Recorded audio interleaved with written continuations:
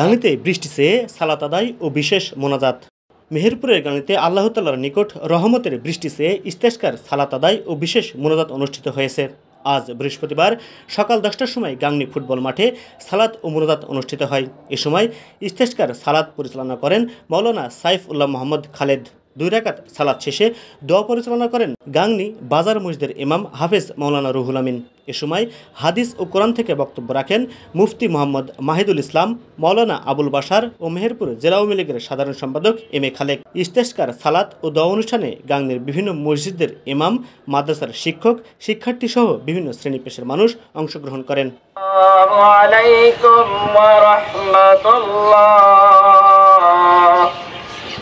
আসসালামু আলাইকুম ওয়া রাহমাতুল্লাহ।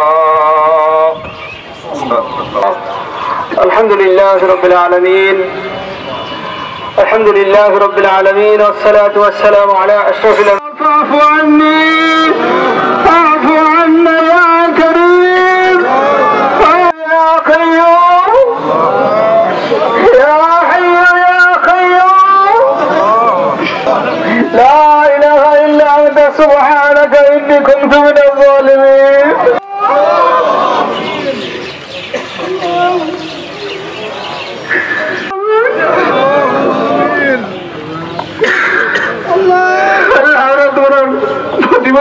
سبحان ربك رب العزة عما يصفون وسلام على المرسلين الحمد لله رب العالمين وجعل آخر كلامنا عند الموت بحق لا إله إلا الله محمد رسول الله صلى الله عليه وسلم.